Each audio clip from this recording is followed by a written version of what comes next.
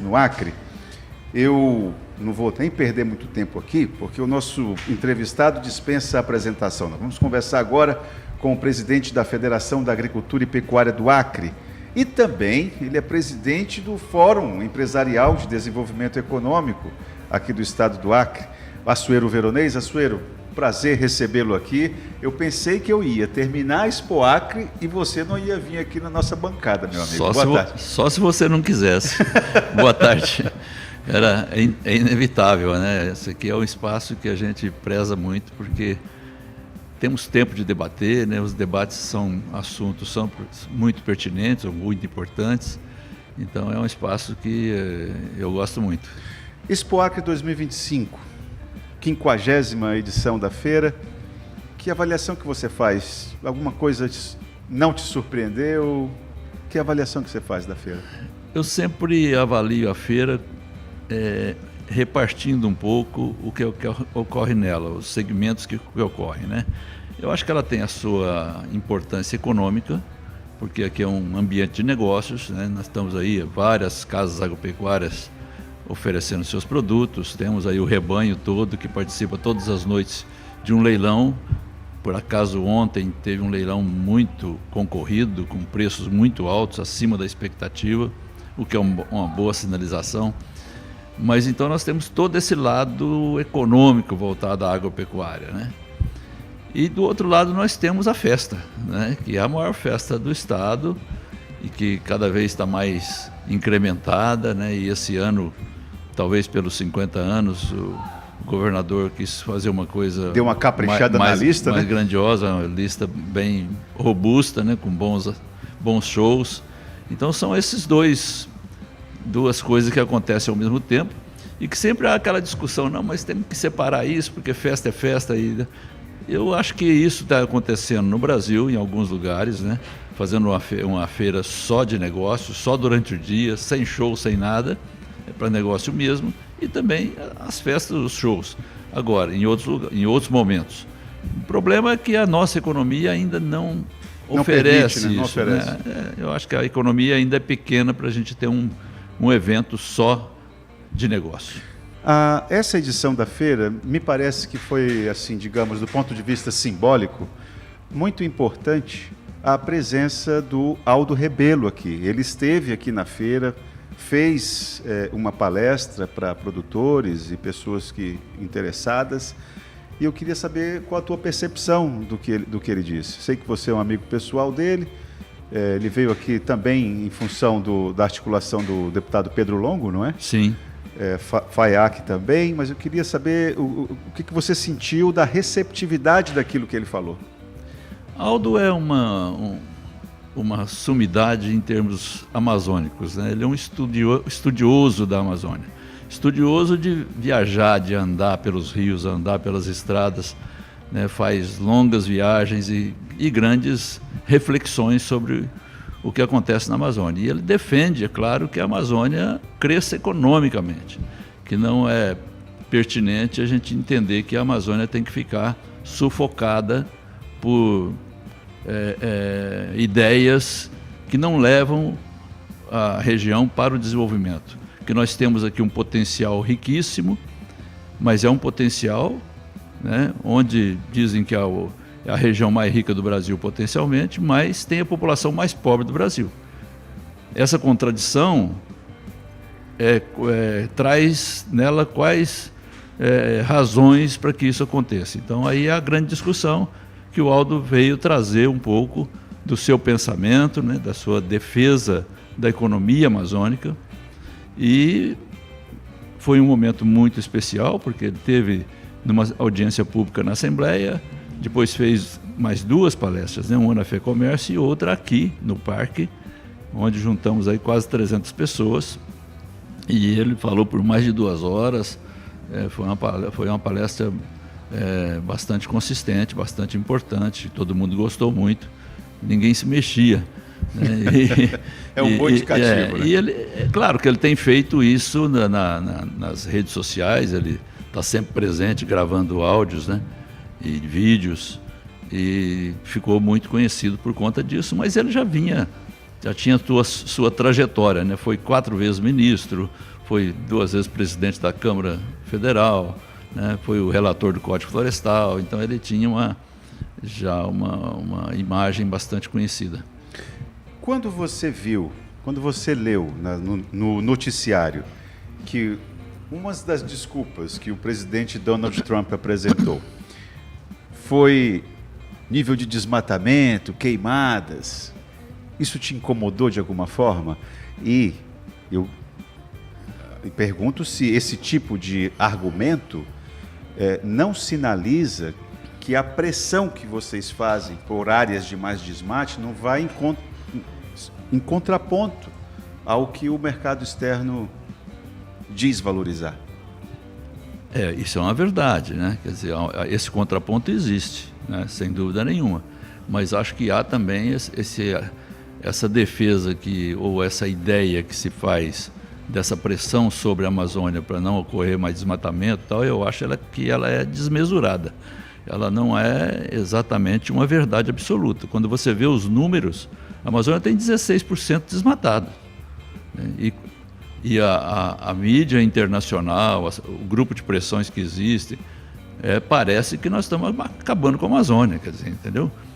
E depois há muita falsa verdade, né? Quer dizer, há muita coisa que são divulgadas, quando você vai ver, são ações promovidas por outras entidades, outros países, né, outras nações, que insuflam isso através de ONGs que são cacifadas, né, exatamente financiadas por esses interesses que não são interesses muito confessáveis, né?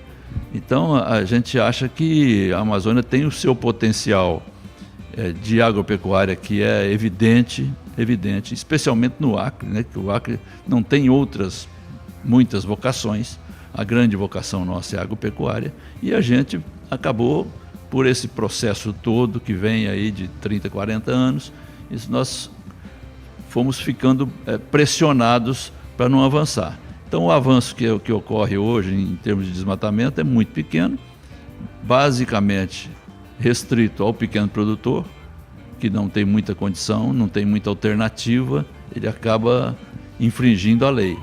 E isso cria depois um passivo monstruoso, né, que nós estamos vendo hoje aí.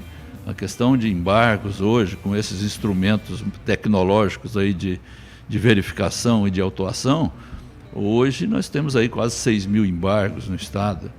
Quer dizer, uma loucura, né? Então está jogando todo mundo para a ilegalidade.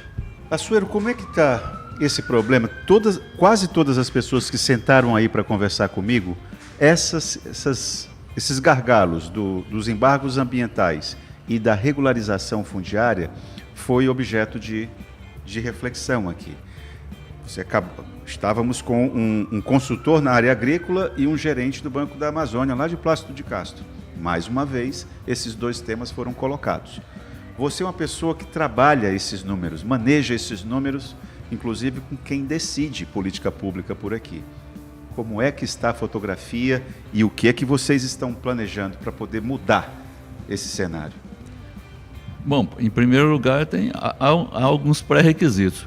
Primeiro, mudar o governo. Você está se referindo ao governo estadual ou ao governo federal? Federal.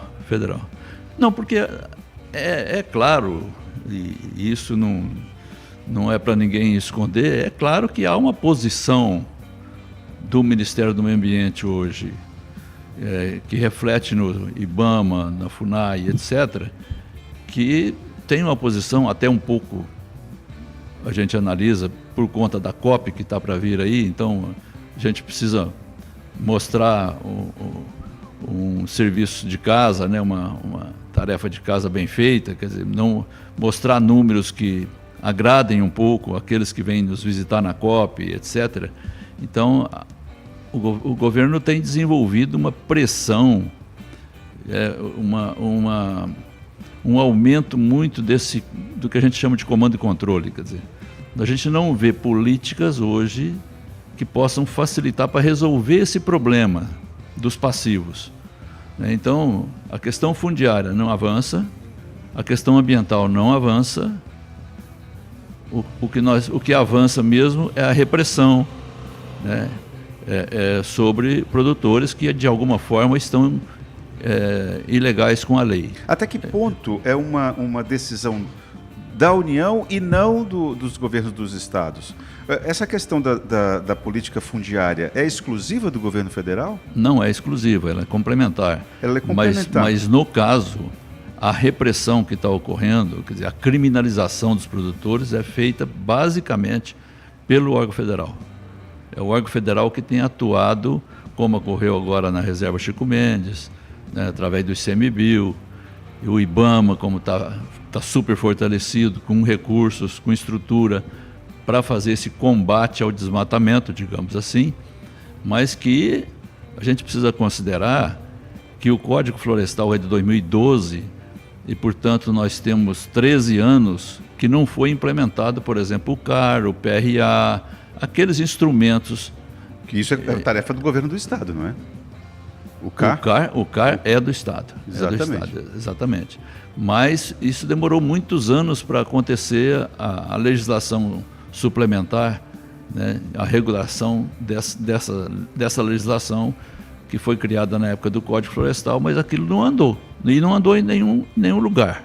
Só São Paulo parece que andou lá para 30 e poucos % do CAR analisado. E aqui nós estamos muito atrasados, está muito lento, você não consegue avançar. Como é que está a discussão no governo do estado? Você participa lá no Gabinete Civil? Como é que está? Participamos, inclusive, eu provoquei uma reunião na segunda-feira agora, meio de urgência, porque nós estamos vendo que aquilo que a gente tinha avançado em alguns pontos, especialmente na transformação das áreas de pecuária em agricultura, soja, milho, etc., nós estamos para sofrer um retrocesso muito grande, porque está chegando a época de plantar e as pessoas estão impedidas de operar nos bancos, porque os bancos endureceram muito também, né? Baixaram, tem uma resolução recente do Conselho Monetário Nacional que é muito restritiva. Se houver antes, o embargo era só sobre a área que foi desmatada, vamos supor. Hoje não, hoje vai no CPF do cara.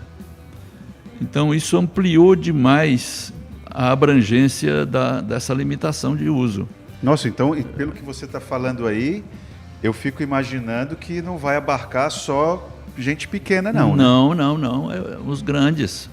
Nós temos um produtor que é grande, bastante grande, acho que o maior daqui, que está com embargos provocados por poceiros na sua propriedade, ele tem a área lá de mata, de reserva, mas tem poceiros, ou antigos ou que invadiram agora, há pouco tempo, porque está um processo de invasão de área de reserva legal muito grande também, em várias fazendas.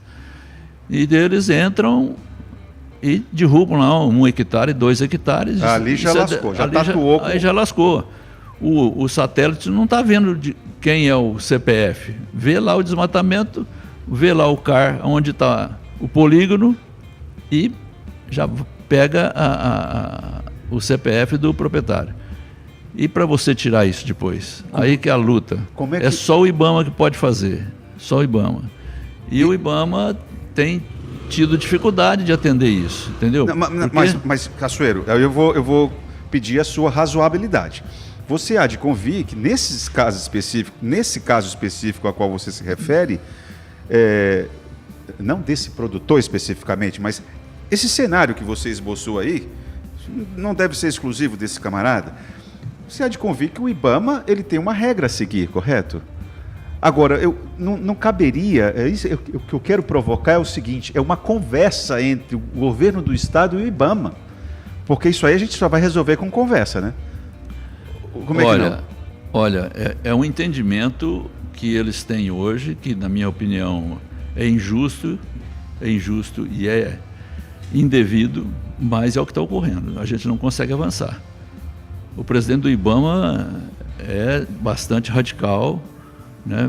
Você quer ver um exemplo que o Aldo relatou aqui, que o problema da exploração de petróleo lá na margem equatorial. O Amapá, o presidente do IBAMA ainda não foi ao Amapá, quando eles estão exatamente tratando desse assunto do petróleo naquela região. Então, existe uma distância grande hoje dos órgãos ambientais, especialmente do IBAMA, do setor produtivo. Hoje há uma cisão e a gente não está conseguindo avançar nessa questão. E aí entra a questão fundiária, entra a questão ambiental, as duas. Há uma diversidade muito grande de situações, né? Tem gente que o proprietário fez a doação de uma área para os poceiros, uma doação, escriturou, mas isso ainda não foi regulamentado no CAR, porque ainda está no CAR do antigo proprietário, e é ele que é embargado. Não, então, aí realmente não tem condição. É uma insanidade. Mas é o Iteracre. Quem que está deixando de trabalhar aí, o Assuero? Olha, a responsabilidade do CAR é da SEMA. É da Secretaria de Meio Ambiente. Secretaria de Meio Ambiente, né? Há uma demanda do IMAC para que esse assunto seja submetido ao IMAC. Quer dizer, o IMAC passe a tratar desse assunto. Mas isso é uma questão governamental, que tem que ser resolvida, que nós estamos discutindo, né? Estamos tentando participar desse debate e ver se a gente acha uma solução para as coisas caminharem, pelo menos, porque o tempo não espera, né? Quer dizer, quem vai plantar é agora, no final de setembro. E se passar uma safra sem plantar, com os compromissos que já tem, é um desastre. Então a gente tem que olhar um pouco isso também, quer dizer, né? Todos sabem qual é a situação de fato. A situação de fato é aquela. Então ela não cabe você ainda pensar que há, por conta do proprietário, uma ilegalidade que justifica deixá-lo fora, por exemplo, do financiamento desse ano, do bancário, por conta de uma área insignificante, né, que foi atingida não por ele. É uma situação delicada. Realmente. E agora, mas vocês, nessa reunião de segunda-feira, qual foi o encaminhamento? O encaminhamento é procurar agilizar a análise dos CAR, né? Todos trabalharem aí em conjunto para tentar resolver, e uma das soluções passa pelo CEMAF, que é o Conselho Estadual do Meio Ambiente. O Conselho ele tem um poder regulatório muito grande e as instituições participam dele, inclusive as instituições privadas, como é o caso da Federação. Então a Federação preparou um documento e encaminhou a SEMA, a Secretaria de Meio Ambiente, para que ela paute esse assunto junto ao Conselho. E a gente tentar resolver, via Conselho, que tem esse poder normativo, tentar resolver o problema por aí. Correto. Assuero, nosso tempo já está chegando ao fim, mas eu vou lembrar aqui, uma das vezes, eu trabalhava no jornal Gazeta Mercantil do Amazonas, e você naquela época, eu estou falando 2001, mais ou menos, você estava empolgado. Eu me lembro que uma vez a ministra Marina Silva veio aqui, era ministra na época, ou era senadora, e ela veio aqui, estava uma discussão a respeito do zoneamento ecológico e econômico. E você, eu me lembro que isso foi motivo de uma das reportagens, você entregou para ela o livro A Máfia Verde. A Máfia Verde, né? Certamente, só pelo título sugestivo, deve falar a respeito da atuação das organizações não governamentais aqui na região amazônica, eu imagino eu. Bom, o presidente Lula vai vir aqui dia 8, pelo menos é a expectativa. Tem algum livro para ele? Não, um livro propriamente não, porque o Lula não é de ler livro, né? Ele mesmo fala que nunca leu um livro, então não adianta dar um livro para ele que não vai resolver. Agora, eu não me resguardo a crítica. Eu acho que a Marina fez muito mal à Amazônia, muito mal. Eu acho que grande parte dessa situação conflitada da Amazônia, a situação da pobreza da Amazônia, nasce pouco não, bastante da cabeça dela, do ideário dela sobre a Amazônia, do que deveria ser tratado na Amazônia, desenvolvido na Amazônia, qual era o caminho, né? E esse caminho realmente nos levou a essa situação. A história dela justifica a sua fala? Não, eu acho que sim. Agora, é óbvio que a Marina tem uma projeção fantástica, internacional, nacional também, né? Especialmente nos grandes centros, né? Tanto que ela foi eleita por São Paulo e seria eleita no Rio de Janeiro também. Embora no Brasília também, ela é muito Brasília bem aceita. também. Mas aqui não. Porque aqui, como dizem popularmente, o pessoal a conhece. Mas o fato é que as ideias dela sobre a Amazônia não levaram a nenhum crescimento econômico, nenhuma melhora de qualidade de vida, os indicadores sociais não melhoraram nada, quer dizer, e ela teve oportunidade de fazer. Ela dita realmente a política ambiental para a Amazônia. E tem sido dura, tem sido muito dura. Ela tem ido para o enfrentamento sem medo, ela é destemida para isso, né? Mas nós estamos perdendo muito com esse tipo de postura. O diálogo é hoje inexistente praticamente, né? Então, de uma forma negociada, a gente não consegue adiantar. Perfeito. Assuero, infelizmente, nosso tempo acabou. Queria conversar com você ainda sobre rastreabilidade, sobre pauta do boi, mas o nosso tempo não é possível mais. Eu queria agradecer imensamente a tua vinda aqui. Espero que você aproveite o resto da Expo Acre. E queria contar com você lá no AC24 Agro, que a gente precisa conversar muito. Nosso Acre exige. Tá certo. Muito obrigado.